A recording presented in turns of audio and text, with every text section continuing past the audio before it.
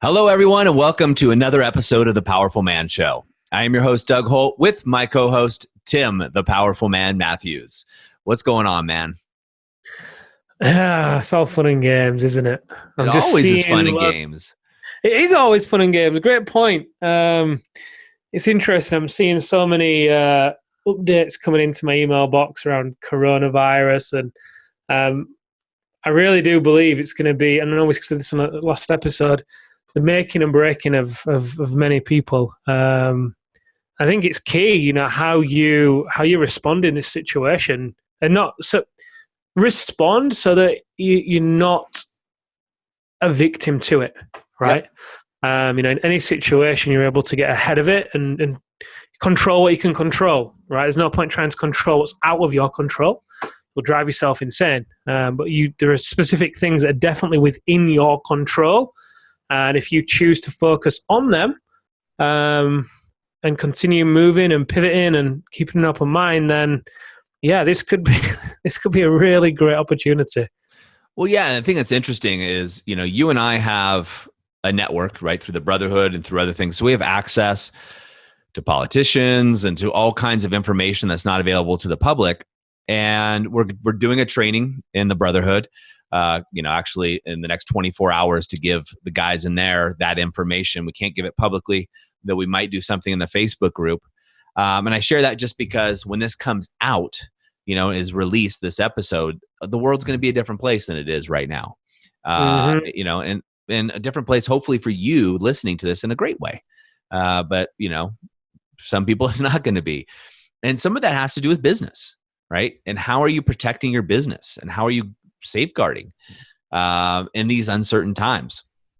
Now, for those that are, have been in business for a long time and have weathered storms, hopefully you've already prepared for this, right? It's kind of like being the new thing is being a prepper, right? If you're a prepper, you didn't have to prepare for the coronavirus as much. Everybody else is running out there grabbing wipes and Purell and hand sanitizers or what have you, but you haven't had to. And so you've been able to maneuver much better. And the same thing goes with business. There's things that you can put in place in your business to protect yourself against, what we are seeing now and what we think we'll see in the future, but as well as other things that are coming up, right? This is not the first virus to come out. It's not going to be the last either. We're going to see this more rapidly in our environment. We're going to see these pandemics coming more and more throughout society. So there's ways you can protect your business, and there's things you should be doing right now in your business to safeguard against these. It reminds me, I know some of the guys in the Brotherhood have spoken about wanting to be able to take more time off and work more remotely. I mean, wow, what better opportunity to get yourself in a position where you're going to work remotely. Wow. I was speaking to a friend of mine before this who has been wanting to cancel some live events that she usually does through her business and just have it be exclusively online so she can travel less, have more time with the kids and so forth. She's using it as a time to accelerate and really go after it because it's a great opportunity to do that. Customers are going to be more understanding, of course. People are probably going to have more free time, so they'll be able to be online more. I think, there's a knowledge gap for maybe some people that, they get to bridge, of course, in knowing how to make that transition. And maybe we can bridge some of that gap for them in this episode. But yeah, I totally agree. I think it's a really great opportunity. It is. And like you said, like people who've been putting things off, like working from home, this is a great opportunity to take advantage of it. You can either make an excuse of why you can't do that. My business is different, whatever you want to say. We hear it all the time because we go into businesses often. Or you can make this an opportunity, right? It's just the way you look at the outcome, right? If you're looking at this as an opportunity for growth, then great. Who knows what's going to happen? Nobody knows. Everybody's got predictions. However, this is a good time to set your business up, not only for your plan A, which you should have, but what's your plan B? What's your plan C, right? What's your plan D? And how do you have those set up for executables? When we talk about the movement of the powerful man, we have multiple plans set up that we can execute upon to help men. That's our mission. Our mission is to help men just like you, get the life that they want. to have deeper relationships, right? To have a growing and thriving business, to break free from the chains. And with that being said, we get to deliver that in different new and exciting ways, potentially in the future.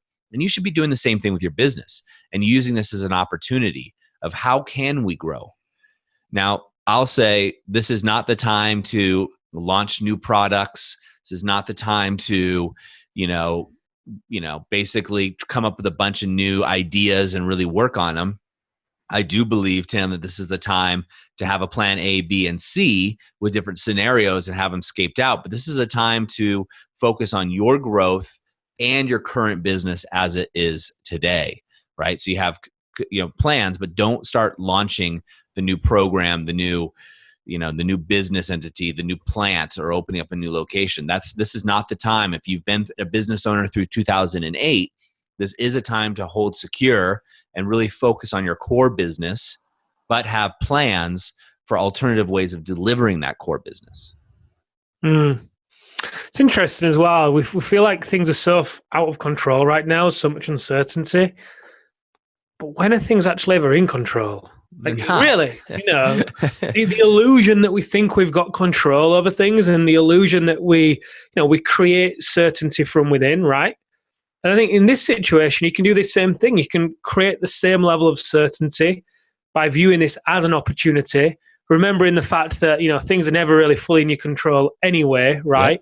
Yep. Making key moves in the business. If it was me, and I'm thinking about some of the guys in the Brotherhood, I think some of the skill sets that I would really focus on learning is how to lead my team remotely. Yeah. What structures do I need to set up so that I can manage the team from a distance, have optics on their performance, and also have communication channels and task management and all those kind of things that otherwise, I may have done in the office or we may have passed about in person. What are those things that I can set up so that we can keep things moving forwards and keep visibility on the business so we can see what to do and what to tweak and to pivot. And as a result, get ahead of things. And like you said, I think part of that as well is having a few scenarios of possible solutions to different potential situations.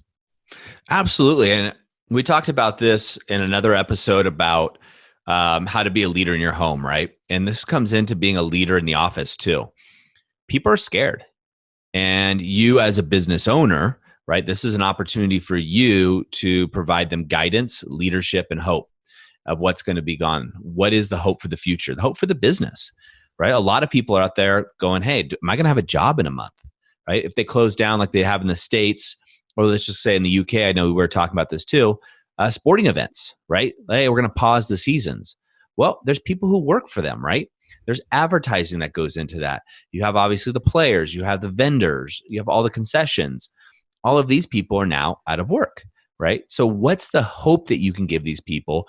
How can you lead them properly? And if your business is still thriving, that's great. Then how can you lead them properly when you say, hey, look, Tim, you're going to be working remotely a little bit more, and this is going to be a great opportunity, and here's why, right? It's an easy way for communication to show them why this is going to be an advantage. As a leader, you're going to have to come up with those answers, right? Come up with the negatives, right? Don't be just rose-colored glasses, but sell people on the positives within your company. So it might look something like this as something, and this is all off the cuff, but I might say something of Tim. We were working in office. I might say, wow, Tim, the coronavirus, we're going to have to work more remotely, which is a great opportunity for us to focus on our systems and grow. So when we come out of this, we're stronger as individuals, but also stronger as a company and a community. And by you working remotely, this is also a time where we can really double down and have focus time on different aspects of our business. And so something like that, and again, this is off the cuff, but that's going to allow Tim to see the positives, because he may just be thinking about the negatives like most people do. You guys listening to this, you're in the 1% category, right? You're bettering yourselves. Most people aren't. They're turning into the news, which is going to be basically tell them they're all going to die, or whatever else is out there. So you want to give them a beacon, like almost like a like a lighthouse in a storm. That's what you get to Mm. be as a leader within your companies. Be that lighthouse within that storm. So the ships that are at sea, the people, that are crashing in the waves and worried, you're the lighthouse that said, I got you. I'm guiding you through. And as Tim pointed out, make sure you have that opportunity to take care of those systems, right? Put the systems in place within your business if you haven't already. Put that contingency plan out there and really execute on that, and put different communication systems available.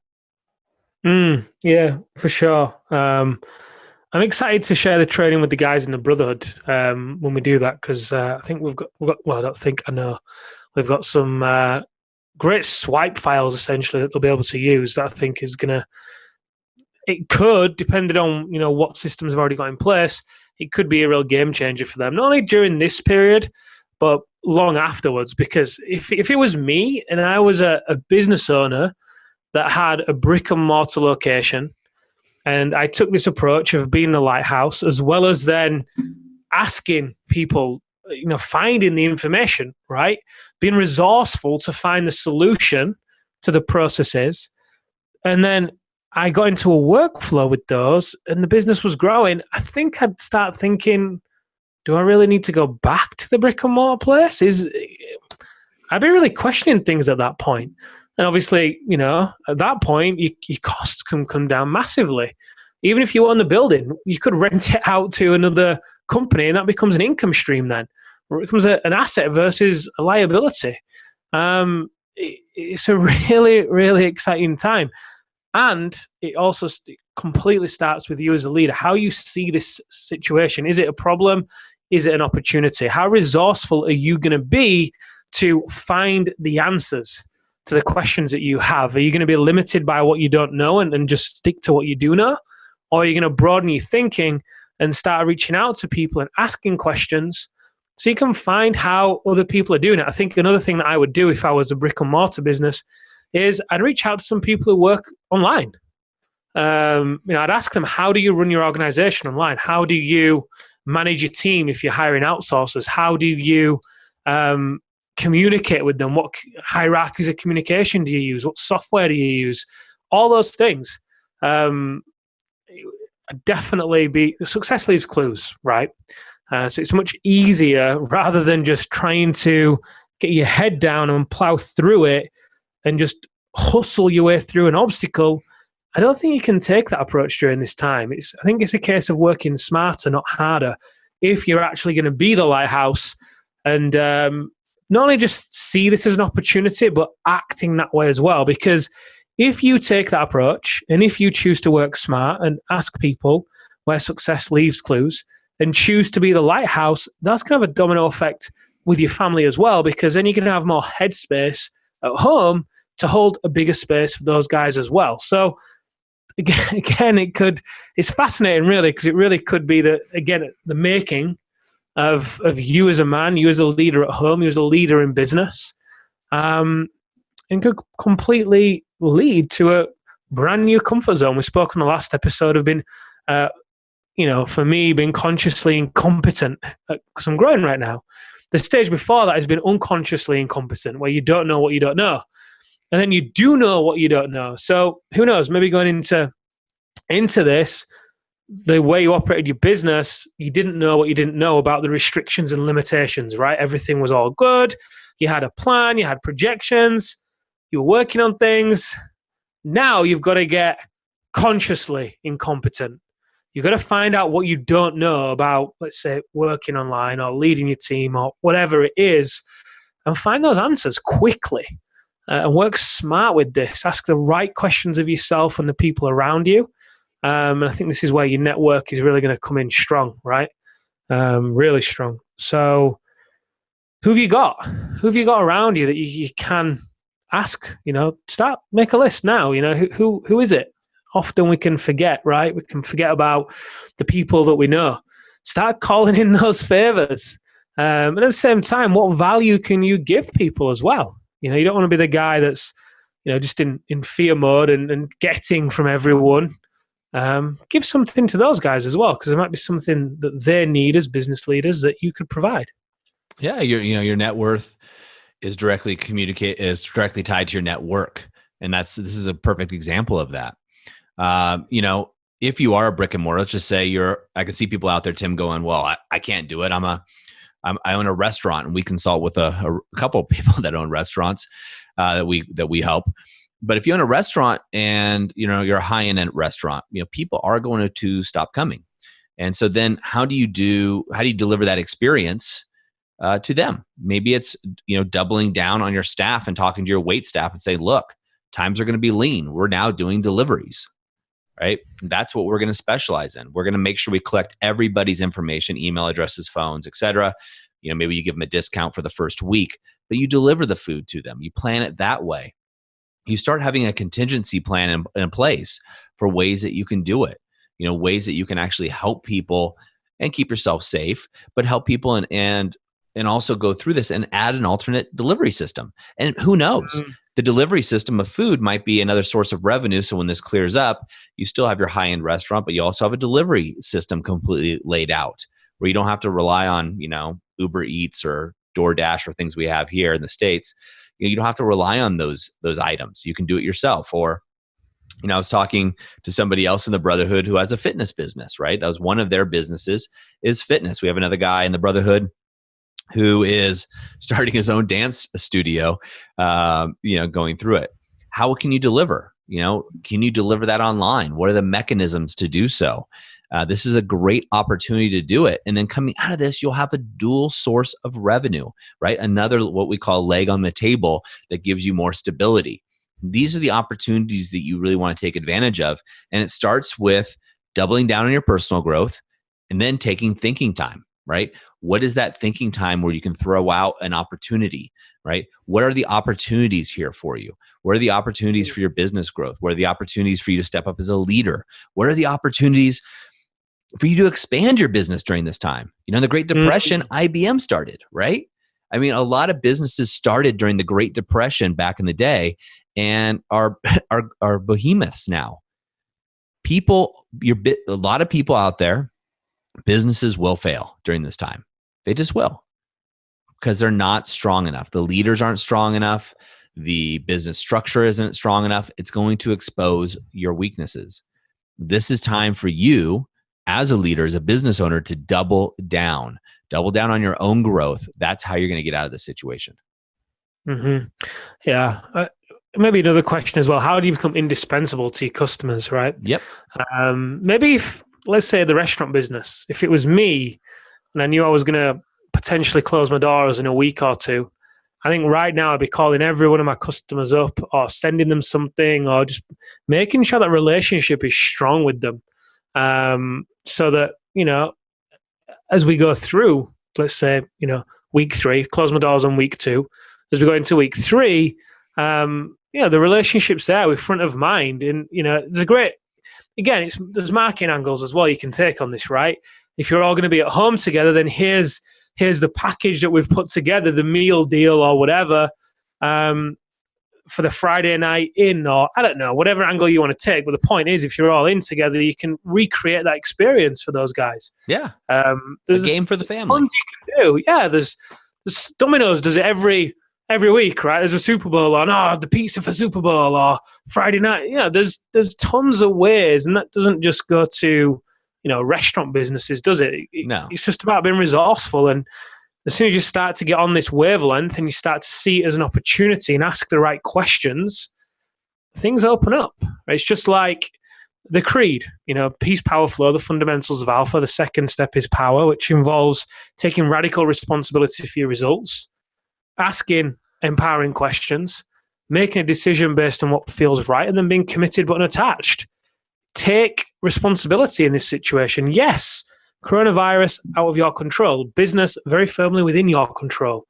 Are you going to be a victim to the circumstance, or are you going to take control and be resourceful and see it as an opportunity? If you're going to do that, then you get to ask some questions. You get to brainstorm and have a think about, how could you expand your business? I mean, what a great angle to take. How can I grow my business during this? Rather than coming from a stance of wanting to keep hold of what I've got, I'm coming from a stance of growth. How could I expand? And that could just be, like you say, another revenue stream that emerges out of this, or reduced overheads, a new customer system for creating amazing customer experience. All sorts can come of it for sure.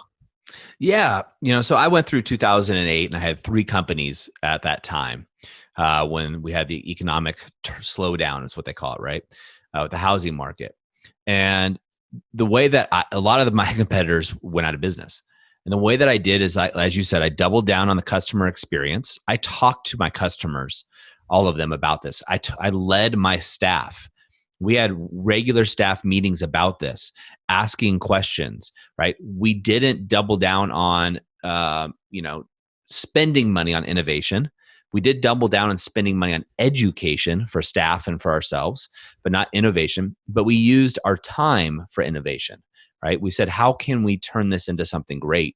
And we were able to. We were able to hold strong and hold tight in our core focus for our business. But we looked at auxiliary ways to deliver that core focus for the businesses, for all 3 of them. And we really wanted to, as you said, expand. But what happened is there was a clearing. When the dust settled, our companies, all of them, were still viable and still strong, but a lot of our competitors had went out of business. We were able to hire their top staff. One of our big competitors, the owner, approached me for a job, right? And that's what we're looking at. We now could take his, intellectual property and apply it to our company. When the dust settled, we now had other innovative ways of delivering this, but less competition out there. So it means we could grab more of the market share. So what I'm trying to explain here or deliver here is the idea that you can come out not only on top, but ahead of something like this. And it requires your mental stability, right? A company only can go as far as the mental stability or the mental power of its leader, right? How conscious that leader is. And this is not just intellect, right? This is consciousness. This has to do with your behaviors, which goes into the Alpha Rise and Shine that you talked about, Tim. All of these things coupled together will allow you to weather the storm and come out being that beam of light for everybody to see. And you will shine even brighter, guys. And that's what you want to work on, all these things. I love it. Yeah. So guys, this is your chance. Double down your business. Look at your systems. Step up and step into your leadership role. If you haven't been communicating with your staff, please, please, please start doing it. Be that positive beacon. Give them information, but let them know that it's going to be okay. Let them know why it's going to be right. Let them know that they are part of something bigger, and look at your business. Look at how you can run it remotely, how you can alternatively deliver your core focus. This is not time to buy a new plant or double down on a new product that you're launching or try to finish it. Those are great things, but double down on your education and your core focus, and you'll come out on top. Again and again. I've done it. I've seen it happen with a lot of businesses that we consult, and this is your chance to do it. If you'd like to learn more about how to double down on yourself as a business leader, as a man, as a husband, as a father, go over to thealphareset.com if you haven't already. You'll see some trainings from Tim himself and just give you some information that you can get started with today. All right, guys, that's it from another episode of The Powerful Man Show. Until then, we'll see you next time.